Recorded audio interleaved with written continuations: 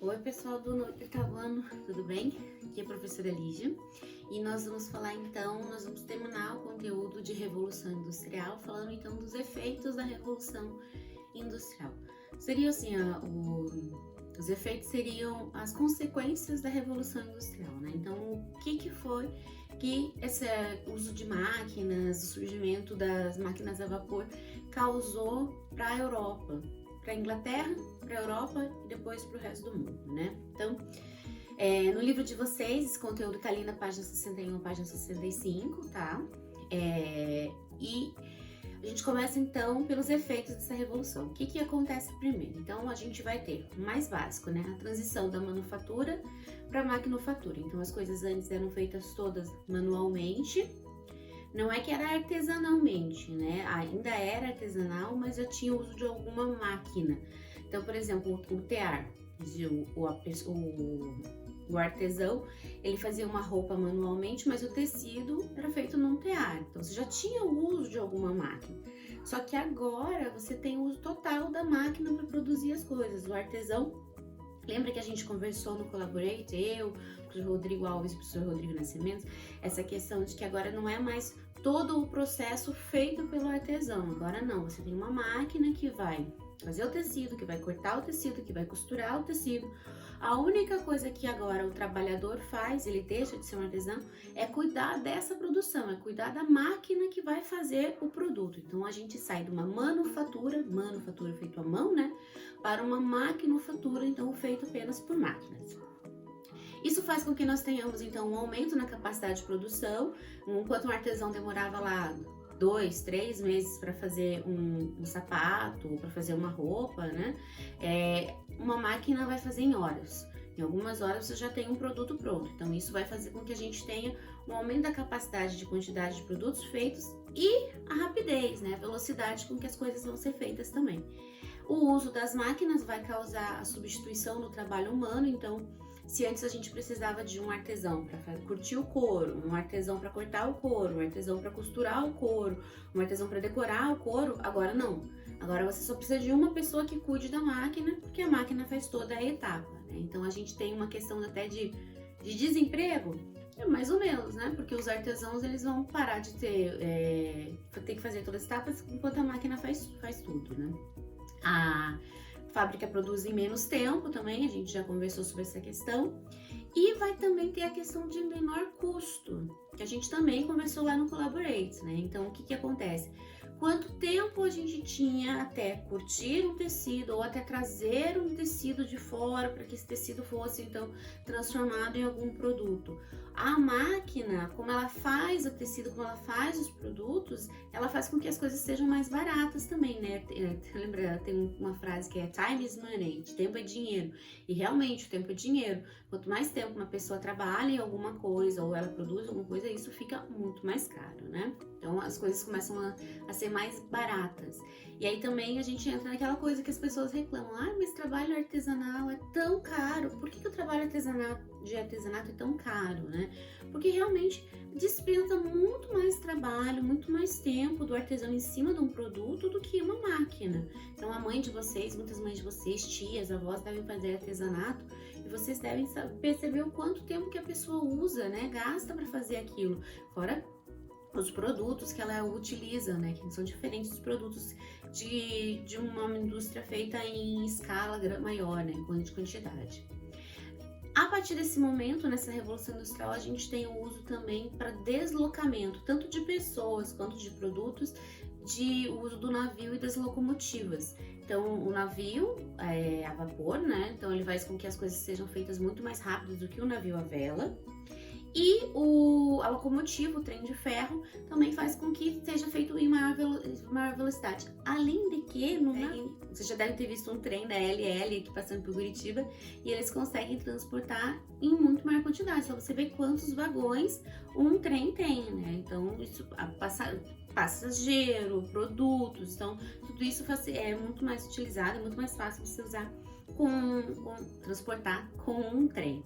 Isso faz com que as distâncias sejam encurtadas. Então, vamos lá, pensando, né? Viajar da Europa para a Ásia demorava meses, às vezes anos, para você chegar em determinado lugar. Você ia a cavalo, você ia de carroça, você ia a pé. Então, isso era uma viagem muito longa. Agora, usando o navio ou o trem, né? Apesar de, em comparação com as tecnologias que nós temos hoje em dia, eles serem ainda lentos, eles eram muito mais rápidos que de cavalo e a pé, né? Então, isso faz com que a distância fique mais curta e a gente tenha também, então, um custo menor de viagem. Porque imagina, o cara que ia até a Índia buscar especiarias.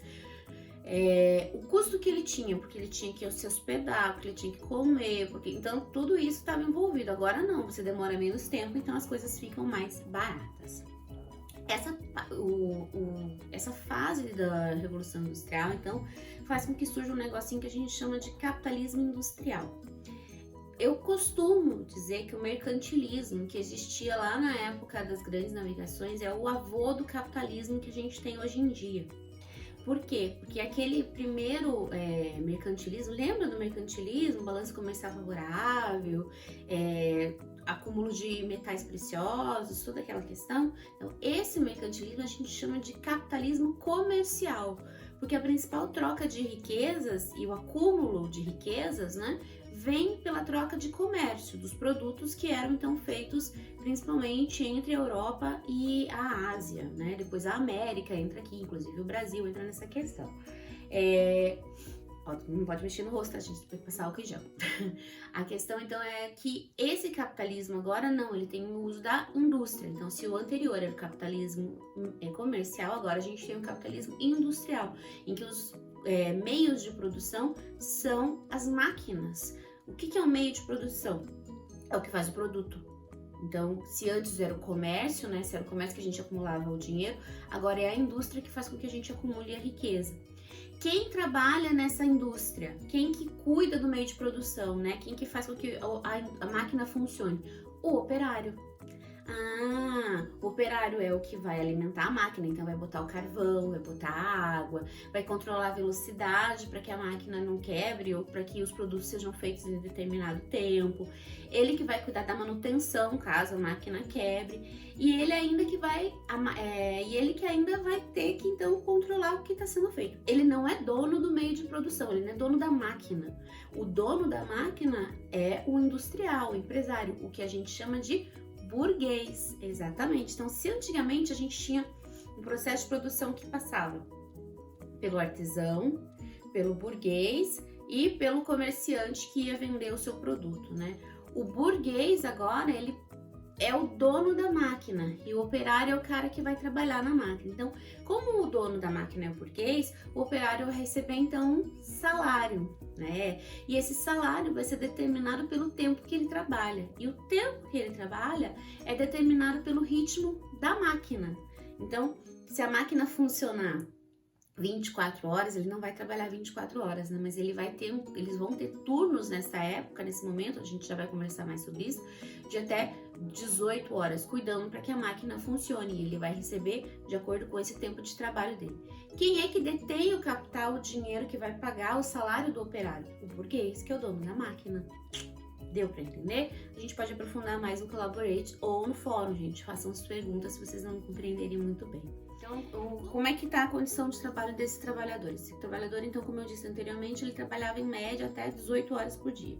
Mas havia trabalhadores que trabalhavam 12, 16 horas por dia. Você imagina, pessoal, nossa, se hoje em dia a gente tem o horário de trabalho, né, em 8 horas, a gente tem uma carga horária de 8 horas, imagina você trabalhar 16 horas por dia, o dobro disso, é muito cansativo. E por que são 8 horas? Porque o dia estaria dividido então em 4 etapas, né? Você teria 8 horas para trabalhar, 3 etapas, 8 horas para descansar e 8 horas ainda para lazer. Eu não sei, o meu de lazer e de trabalho se perdem ali no meio dessas 8 horas, né? Esse trabalhador não tinha direito a férias, não existiam leis trabalhistas nessa época, então também não tinha 13º, não tinha descanso remunerado. Como assim tinha descanso remunerado? Se o cara não fosse trabalhar no domingo, ele não recebia. Ele só recebia pelo tempo que ele trabalhava, então ele tinha que trabalhar todos os dias da semana. Então, 7 por 7, né? 7 todos os dias. Essas fábricas, como eles queriam ter muito lucro, os operários passavam por disciplina, tinham uma disciplina muito rigorosa, chegando em alguns momentos até castigos corporais. Então as pessoas eram chicoteadas ou apanhavam mesmo. As fábricas, essas primeiras fábricas eram locais insalubres, porque não tinha janela, ventilação, ar-condicionado, tudo era extremamente difícil, fora a questão da fuligem, da poluição que era gerada pelas próprias caldeiras e pelo uso do carvão ou da madeira nas máquinas a vapor.